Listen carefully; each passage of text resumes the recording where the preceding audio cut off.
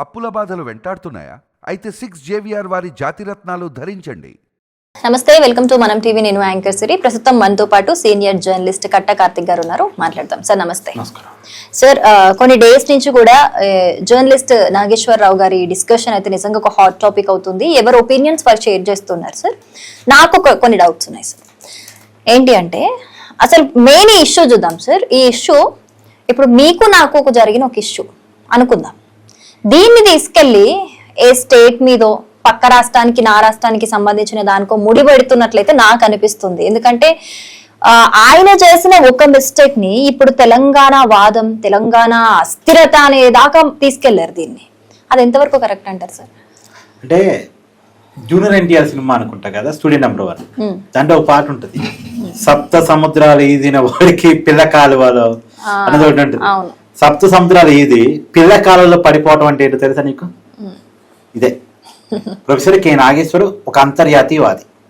హైదరాబాద్ లో కూర్చొని అంతర్జాతీయ రాజకీయాలు మాట్లాడుతున్నాడు. అంటే ట్రంప్, ఇరాన్ అమెరికా యుద్ధము, ఇజ్రాయెల్ అమెరికా ఘర్షణ కారణాలు, రష్యా ఉక్రెయిన్ యుద్ధము, రష్యా ఏంటి, చైనా ఏంటి, ఇవన్నీ మాట్లాడగలడు. అదే క్రమంలో జాతీయ రాజకీయాలు, రాహుల్ గాంధీ, మోడీ, ఎవరి విధానాలు ఏంటి, అలాగే దేశంలో అన్ని రాష్ట్రాల రాజకీయాలు మాట్లాడగలడు. పశ్చిమ బెంగాల్ మొన్న 5 రాష్ట్రాల ఎన్నికలు జరిగితే 5 రాష్ట్రాల ఎన్నికలకు సంబంధించి అన్ని మాట్లాడగలడు. అదే క్రమంలో తెలుగు రాజకీయాలు, ఆంధ్రప్రదేశ్, తెలంగాణ రాజకీయాలు మాట్లాడతాడు. అలా మాట్లాడే వ్యక్తి సీనియర్ జర్నలిస్టు. జర్నలిస్టుకు ఉండాల్సిన లక్షణం ఏంటంటే భావోద్వేగాలు ఉండకూడదు. భావోద్వేగాలను దాటిన వాడు జర్నలిస్టు. కులం చట్రంలో లేదా మతం చట్రంలో, ప్రాంతం చట్రంలో జర్నలిస్ట్ చిరక్కపోడు. ఎప్పుడు జర్నలిస్టు ఒక అడుగు ముందుకేసి ఆలోచిస్తాడు, బ్రాడ్ గా ఆలోచిస్తాడు. ఒక ఇష్యూని బ్రాడ్ గా ఆలోచించేవాడు జర్నలిస్ట్. అంతేగాని కులాన్ని మనసులో పెట్టుకొని లేదా మతాన్ని మనసులో పెట్టుకొని, ప్రాంతాన్ని మనసులో పెట్టుకొని ఆలోచించేవాడు జర్నలిస్ట్ కాదు. జర్నలిస్టు మనిషి, అతనికి ఒక కులం ఉంటుంది, అతనికి ఒక మతం ఉంటుంది, అతనికి ఒక ప్రాంతం ఉంటుంది. ఆ కులం మీద, ఆ మతం మీద, ఆ ప్రాంతం మీద ప్రేమ ఉంటుంది, అది వేరే విషయం.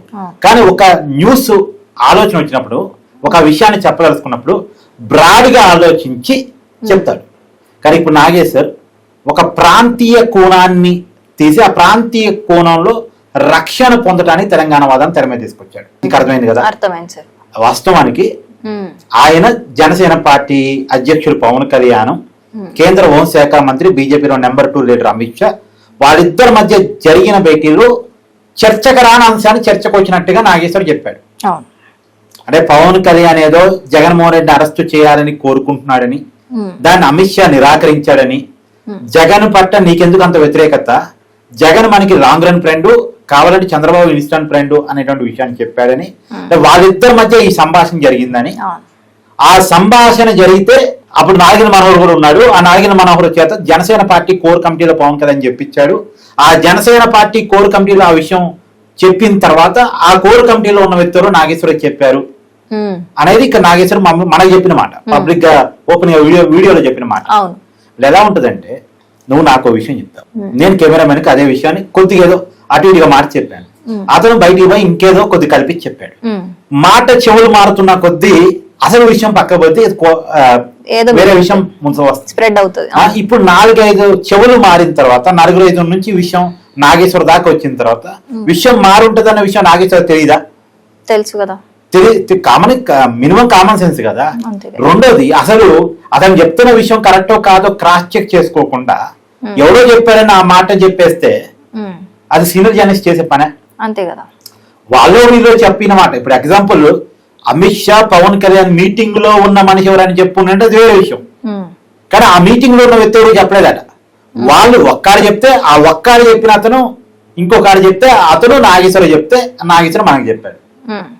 ఇది చెప్పొచ్చు అసలు డైరెక్ట్ సోర్స్ లేకుండా, డైరెక్ట్ ఇన్ఫర్మేషన్ లేకుండా. అదే కదా ఒక జర్నలిస్ట్ ఒక జర్నలిస్ట్ ఎలా చెప్తాడు అసలు డైరెక్ట్ కన్ఫర్మేషన్స్ ఏమీ లేకుండా. ఇంకోటి ఏంటంటే, గెలికాక వాసన వస్తుంది.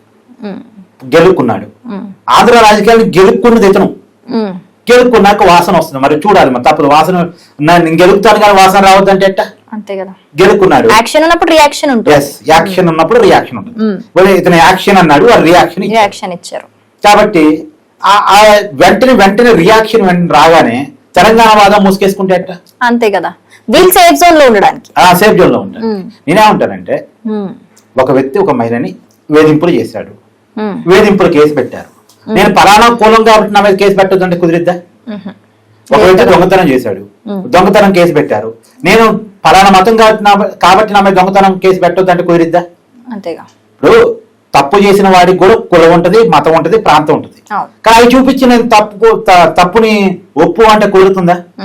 నాగేశ్వరి చేసినటువంటి ఒక తప్పు అని నేను చెప్పడం కాదు, ఆయనే కామెంట్ ని బ్యాక్ తీసుకున్నాడు, ఆయనే తన కామెంట్స్ వెనక్కి తీసుకున్నాడు, అంటే ఒప్పుకున్నట్టు తప్పని. తర్వాత జనసేన కూడా ఇష్యూని వదిలిపెట్టింది, అయిపోయింది.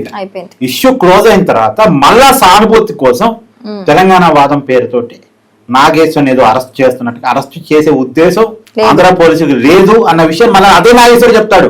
నా ఇంటికి ఆంధ్ర పోలీసులు ఎవరు రాలేదు అని మళ్ళీ ఎవరు చెప్పారు? ఇదే నాగేశ్వరి చెప్పాడు. చెప్పిన దాన్ని బట్టి అంటే ఇక్కడ నాగేశ్వర సానుభూతి కోసం, తన పాపులారిటీ కోసం ఈ విషయాన్ని ఎలా వాడుకునే ప్రయత్నం చేశాడు. కాబట్టి ఈ పాపులారిటీ కోసం వాడుకునేటువంటి ప్రయత్నంలో భాగంగా ఆంధ్ర తెలంగాణ అనేటువంటి ఘర్షణ వాతావరణం ఏర్పడింది.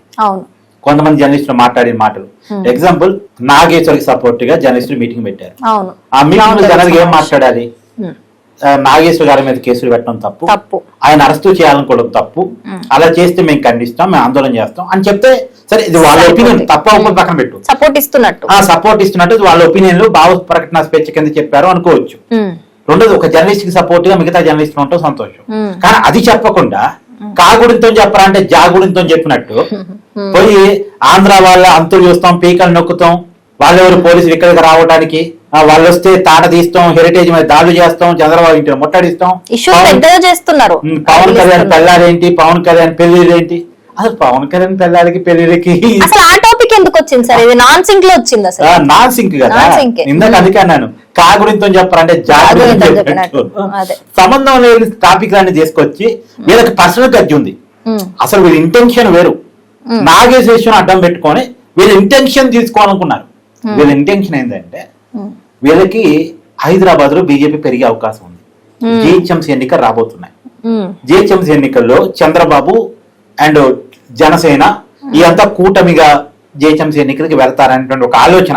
లేదా మన మోడీ గారు వచ్చి ఇక్కడ సభ పెట్టి, ఆ సభ పెట్టిన రోజు చంద్రబాబు నాయుడు గారి ఇంటికి వెళ్ళి గంట సేపు గడిపి పవన్ కళ్యాణ్ గారితో ఆయన ఇంటికి వెళ్ళి ఆయన్ని పరామర్శించి, ఎప్పుడైతే మోడీ గారు ఇంత ఇంపార్టెన్స్ వాళ్ళిద్దరికి ఇచ్చారో హైదరాబాద్ లో వీళ్ళంతా కూటమిగా మళ్ళీ ఎన్నికలు ఫేస్ చేయబోతున్నారు అనేటువంటి ఒక చర్చ స్టార్ట్ అయింది.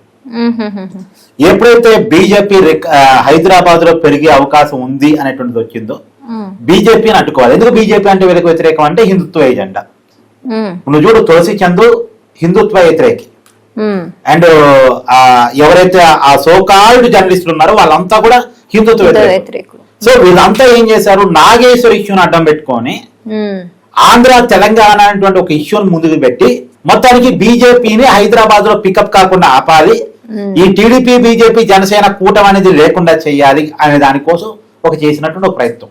అంటే లోపల ఒక ఎజెండా ఉంది, పైకి మాత్రం ఈ తెలంగాణ వాదం అని పెట్టి నాగేశ్వరు మీద పెట్టినటువంటి కేసు వాంటెడ్ గానే రగిలిస్తున్నారు.